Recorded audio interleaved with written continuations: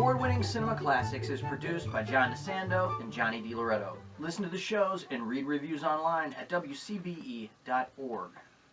I'm John DeSando. I'm Johnny DiLoretto. This is Cinema Classics. Yeah, it is, boy.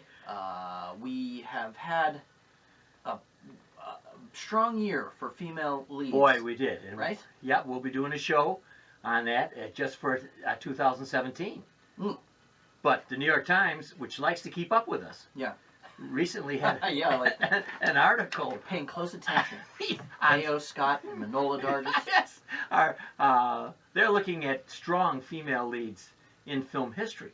Okay. All right, and so they, what do you think about some of their choices more recently? Now, they're doing it more and more recently, and we'll be doing some from history. For instance, Jennifer Lawrence's Ree Dolly in Winter's Bone.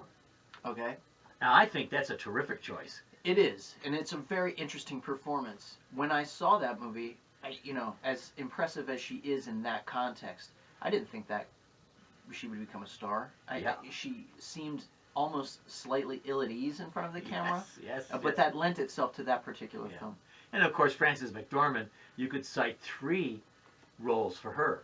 They cite Blood Simple, where she's Abby running from the abusive marriage. Yeah. Marge Gunderson. From Fargo. From Fargo, right. And then most recently 3 Billboards. Yeah. So there's one. And many other films in between. Oh boy, indeed. And Jackie Brown, Pam Grier. Yeah. For Flight Attendant, just things to deal with. Quentin Tarantino's another adaptation of Elmore Leonard. Yeah. A new Sicario is coming out. Yeah. But without Emily Blunt. Interesting. Yeah, and I think she's terrific in that one. Very strong. And she's also in Edge of Tomorrow opposite Tom Cruise. Oh, right. Yeah. In another sort of forceful female role. Great choice. Beast of the Southern Wild. Gavazne Wallace. Yeah, Gavazne Wallace. I had to commit that pronunciation to memory that year. No, remember? No, I do that because I know you'll correct me and get a laugh. Oh, well, listen, I just want it to be said right. All right, so let's look at some in history. Okay, well, this is really interesting that you brought this up because as soon as you said this to me, I started thinking, well, this is weird that we even have to have this conversation today because we've heard over and over again in contemporary film there are a dearth of roles for actresses, right? Actresses are always looking. It comes as a shock when one of them lands a really juicy role.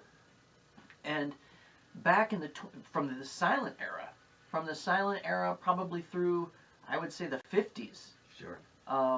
There was no dearth of roles. Right. All you have to do is name the big stars of that time, the big actresses of that time: Katharine Hepburn, Joan Fontaine, and Olivia de Havilland, and Vivien Leigh, and even back then, you name it. Like I could go on and on. Silent films. Yeah, that's what I'm talking about. Clara Bow. And, who was the big-eyed one?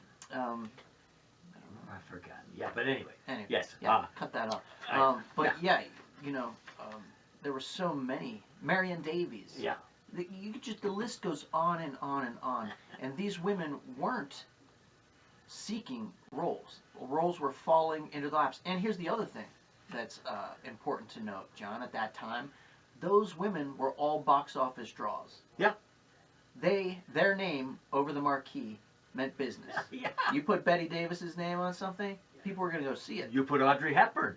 Yeah, people were going to go see it. You're going to go see it. They weren't starving for roles like they are now. So something happened along the way where, the industry just sort of tipped into the favor of men. Well, a lot, even after the studio system, was dependent upon males in the male perspective.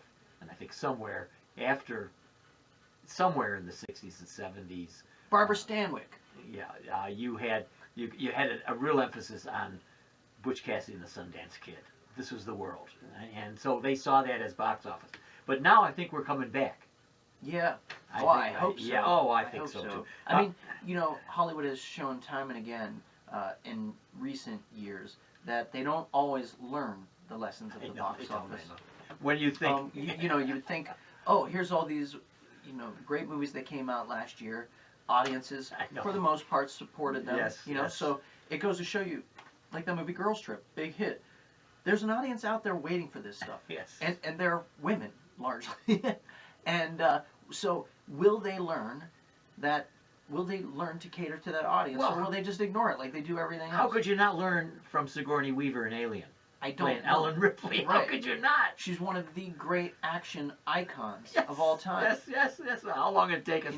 Interesting too. That we should point out James Cameron really kind of is responsible for that because of the way he took that character, Ellen Ripley, from Ridley Scott's first film, which she's a surprising hero in that movie. Yeah. It comes as a surprise that the female on the crew is the one that survives the attack. James Cameron upped the ante on that, and made Ripley really a true action hero in the sequel. Yeah, you're right. And if you go back even to 39 and you look at Dorothy in The Wizard of Oz, Mm-hmm. And there's an interesting one for me because she's not super strength in that. She's an awful lot of vacillation between the little girl and then the leader. Right. But yet still. But it's not. It doesn't have anything to do with necessarily power, but that you're in the perspective of this character who happens to be female. It doesn't. You know what I mean? Yeah, It's not I about like it. here's a powerful female Yeah. lead. No, Dorothy's an interesting character. She's stuck. She's in a certain predicament, and that should speak to all of us. Yeah. Also, by the way, during that time, one of the biggest box office draws in the country, Shirley Temple. Oh, good for you.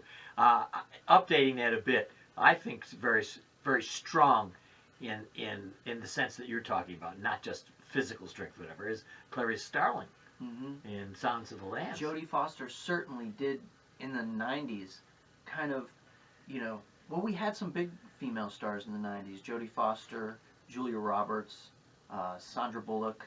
And, Jodie Foster really did, apart from those other women, she took roles that weren't necessarily romantic leads. It wasn't about her, finding the right man or healing any sort of pain in her life through a relationship. She took these roles that were about women, in interesting predicaments. Sure, and goes on to be a director and taking a very strong in that way. Now, one of the strongest females in the business would have to have been Elizabeth Taylor.